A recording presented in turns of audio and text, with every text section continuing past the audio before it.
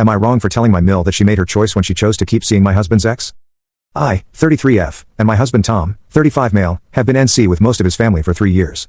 Within those 3 years, I've had twin boys, which has made my Mill try to get back in contact with me. There's a lot of history, but here's a brief summary of why Tom and I are NC, and it all revolves around Tom's ex, who we'll call Talia. So, I am Indian American, and Tom is white. He comes from a pretty traditional family, and grew up in a small town. Talia was Mill's best friend's daughter, and they were the small town romance everybody envied.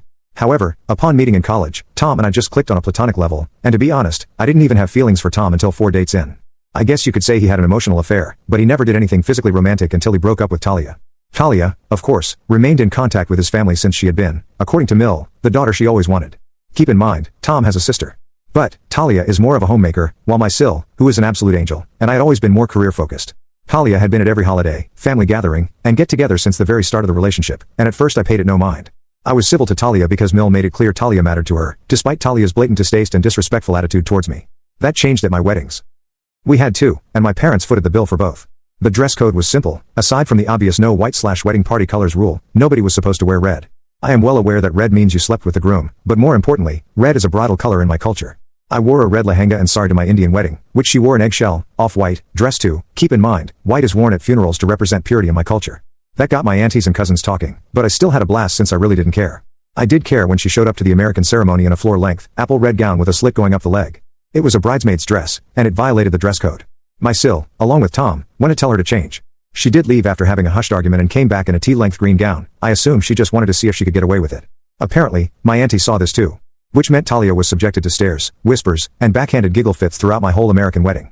It made Talia feel embarrassed and she cried to Mill, who went to me and told me to keep my kind in line. To this, I crossed my arms and told her that maybe Talia should have stayed in her lane, that she knew not to wear red for multiple, but mostly cultural, reasons, and it wasn't my fault my family is shaming her.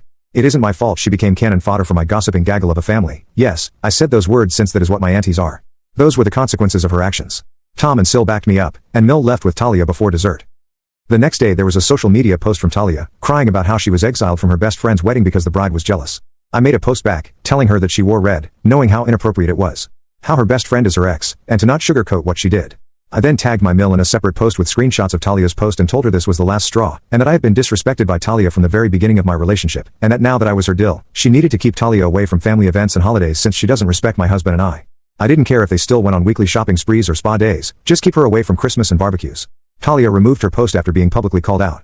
Mill was good on this compromise until 3 years ago, after Talia came to Thanksgiving with a pie and a plastered smile, a Thanksgiving that I was hosting.